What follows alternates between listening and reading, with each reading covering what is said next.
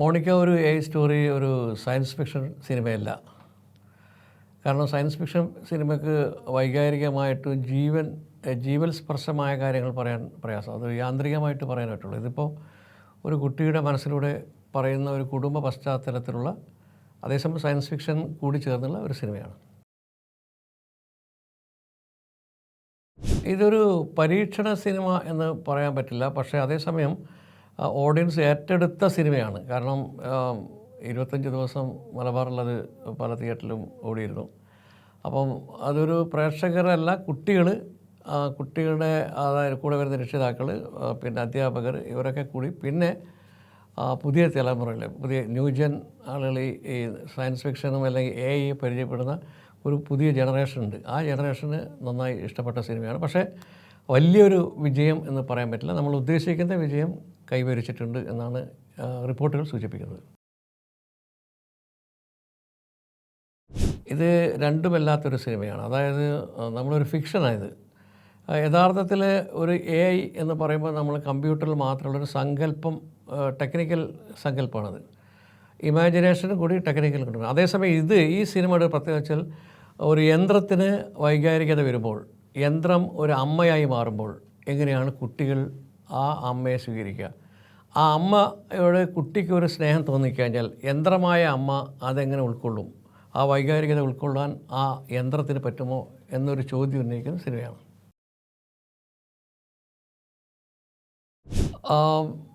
നിങ്ങൾ ഉദ്ദേശിക്കുന്നത് ഹെർ എന്ന് പറയുന്ന ഒരു AI സിനിമ ഉണ്ട്. അതിൽ പിന്നെ വിഷ്വലായിട്ട് ഇല്ല, അത് ഓഡിയോ മാത്രമാണ്.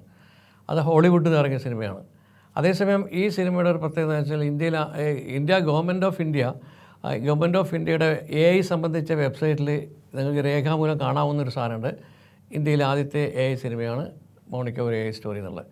അതേസമയം ഇന്ത്യയിൽ ഇറങ്ങിയ പല AI സംബന്ധിച്ച 1-2 സിനിമ ഇറങ്ങിയിട്ടുണ്ട്. പക്ഷേ അതൊക്കെ ഒരു സിസ്റ്റമാറ്റിക് അല്ല. അതിന് ശേഷം പുതിയ ജനറേഷൻ, അതായത് AIയുടെ പുതിയ ജനറേഷൻ ഈ സിനിമയിലുണ്ട്.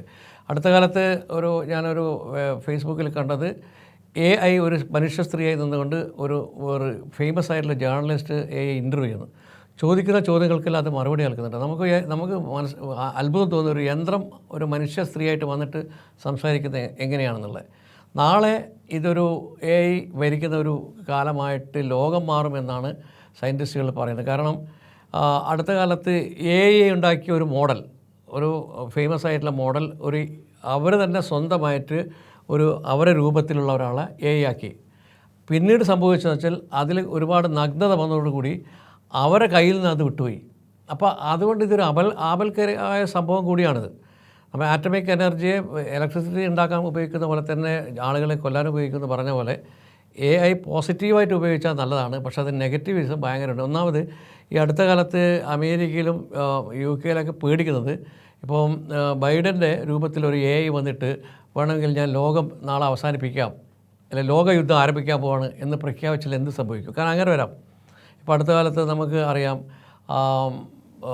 മാഫിയ ലീഡർഷിപ്പുള്ള സിനിമയുടെ പല വേർഷനും മമ്മൂട്ടിയും മോഹൻലാലിനൊക്കെ വെച്ചുകൊണ്ട് ചെയ്തിട്ടുണ്ട്. അങ്ങനെ വരുമ്പോൾ ഗോഡ് ഫാദർ സിനിമയിൽ ഗോഡ് ഫാദറിനെ മമ്മൂട്ടിയുടെയും മോഹൻലാലിൻ്റെയും അല്ല ഫഹദിൻ്റെയൊക്കെ വെച്ചിട്ടാണ് വന്നിരിക്കുന്നത്. അപ്പം നമ്മളെപ്പോലെ തന്നെ ഒരു AI ഉണ്ടാക്കാൻ പറ്റും.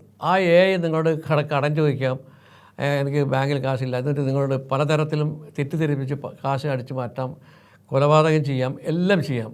അതൊരു ഭീതികരമായ ഒരു അവസ്ഥയിലേക്ക് AI എത്തും എന്നൊരു ആശങ്ക ഉള്ളപ്പോഴാണ് പോസിറ്റീവായിട്ട് ഒരു വീട്ടിൽ നിന്ന് സ്നേഹം കിട്ടാത്ത ഒരു കുട്ടി കമ്പ്യൂട്ടറിൽ ഒരു AI പരിചയപ്പെടുകയും ആ AI ആ കുട്ടിയുടെ അമ്മയായിട്ട് മാറുമ്പോൾ അത്രയും ഹൈപ്പർ ആക്റ്റീവായിട്ടുള്ള കുട്ടി നോർമലായി വരുന്നു എന്നുള്ളതാണ് ഈ സിനിമ നൽകുന്ന ഒരു സന്ദേശം, ഒരു തീം.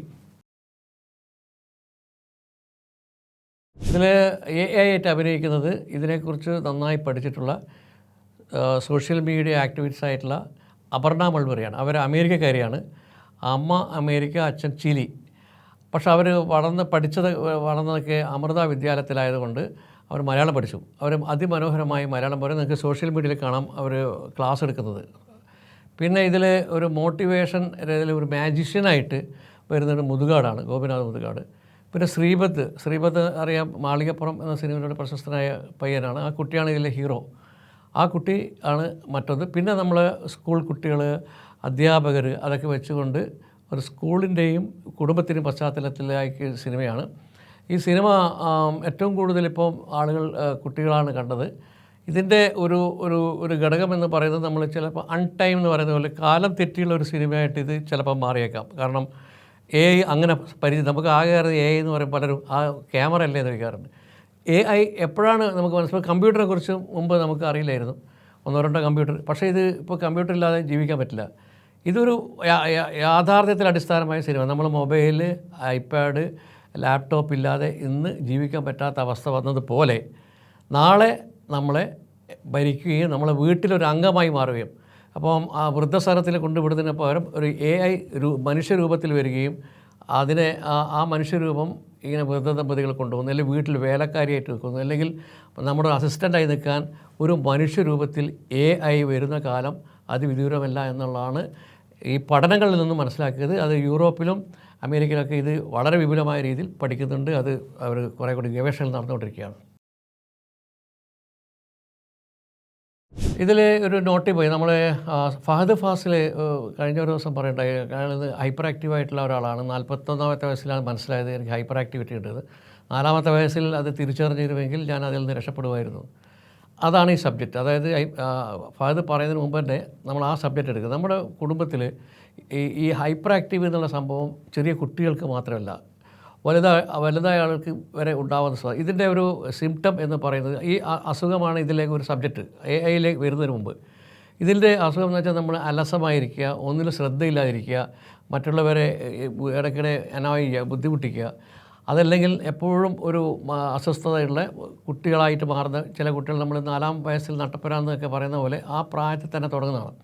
അപ്പോൾ ഈ ഹൈപ്പർ ആക്ടിവിറ്റി സമൂഹത്തിൽ ഇപ്പോൾ ഒരു 60% ആൾക്കാരുടെ ഇടയിലുണ്ടെന്നാണ് ഇത് സംബന്ധിച്ച പഠനം വ്യക്തമാക്കുന്നത്. എനിക്ക് ഒരുപാട് പുസ്തകങ്ങൾ വായിക്കേണ്ട വന്നിട്ടുണ്ട്, ഒരുപാട് സൈറ്റിൽ പോയിട്ടുണ്ട്, ഒരുപാട് ആളുകളെ ഡിസ്കസ് ചെയ്തിട്ടുണ്ട്. ഇതിലേറ്റവും കൂടുതൽ ഡിസ്കസ് സൈക്കോളജിസ്റ്റുകളായിട്ടാണ് എന്താണ് ഹൈപ്പർ ആക്ടിവിറ്റി.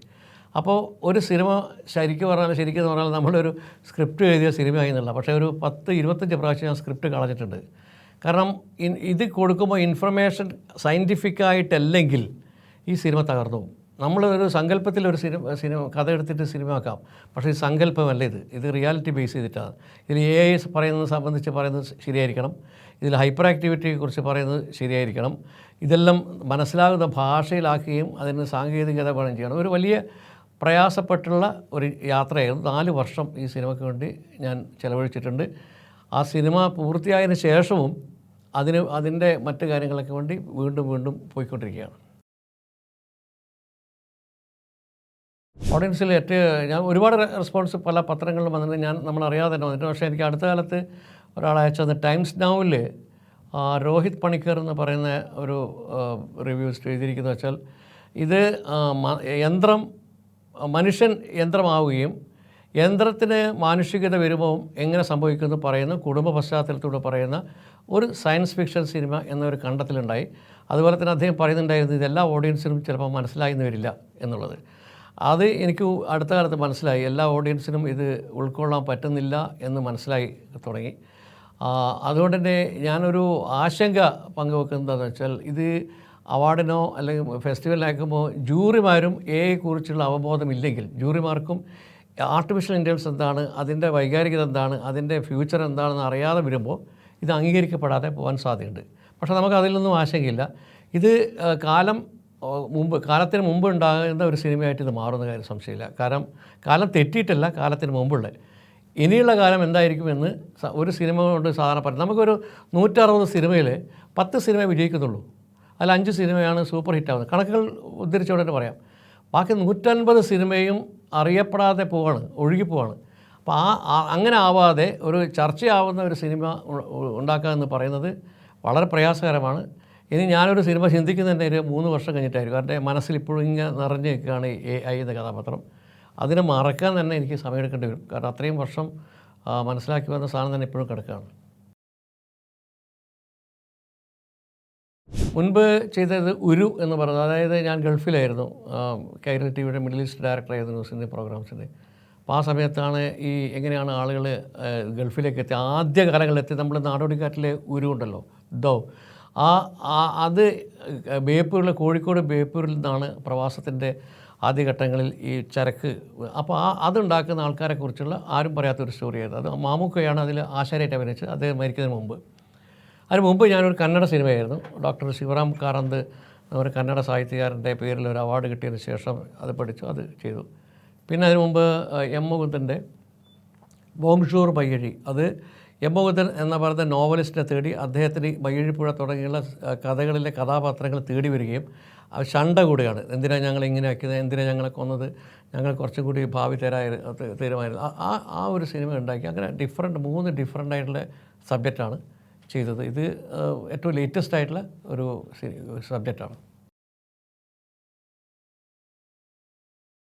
തിയേറ്ററിലെ വളരെ ഒരു ഘടകമല്ല അത്. തിയേറ്ററിൽ കഴിഞ്ഞാൽ ഇപ്പോൾ OTT ഒക്കെ ഉള്ളതുകൊണ്ട് ഇതിപ്പോൾ തിയേറ്ററിൽ പരാജയപ്പെട്ടതല്ല. തിയേറ്ററിൽ ഒരു ആവറേജ് റവന്യൂ ഉണ്ടാക്കിയിട്ടുണ്ട്. ഇനി OTT പോയി അതിൻ്റെ ലാഭകരമാവും. പക്ഷേ നിങ്ങൾ ഒരു ചോദ്യം വളരെ പ്രസക്തമാണ്. നമ്മൾ പരാജയപ്പെടും എന്ന് കണ്ടിട്ട് ഒരു സിനിമ എടുക്കുകയാണെങ്കിൽ ആ സിനിമയിൽ ഞാനിപ്പോൾ വളരെ ഉത്സാഹത്തോടുകൂടി ആവേശത്തോടു കൂടി എൻ്റെ സിനിമയെക്കുറിച്ച് പറയുന്നത്, ഈ സിനിമ ഒരു അംഗീകാരം അല്ലെങ്കിൽ നാളെ ഇത് വലിയ രീതിയിൽ ചർച്ച ചെയ്യപ്പെടുന്നുള്ള സിനിമ. നമ്മൾ എന്ത് ചെയ്യുമ്പോഴും അതൊരു ഡിസ്കഷൻ, ഒരു ചർച്ച വേണം. അത് ആ സിനിമയെക്കുറിച്ച് ആളുകൾ പറയണം. അങ്ങനെ പറയുന്നത്. പിന്നെ ഇതൊരു ഘടകം എന്ന് വെച്ചാൽ ഇതിൽ കണ്ടൻറ്റാണ് സൂപ്പർ സ്റ്റാർ, ഇതിൻ്റെ ഹീറോ. ഇതിൽ മെഗാസ്റ്റാർ അല്ല, ഇതിൻ്റെ കണ്ടൻറ്റാണ് മെഗാസ്റ്റാർ. ആ ഒരു കൺസെപ്റ്റിൽ സിനിമ ഇനി വരണം. ഇപ്പം അത്തരം ചിന്തകൾ ചെറുപ്പക്കാരെ ന്യൂജൻ സിനിമകളിൽ വരുന്നുണ്ട്.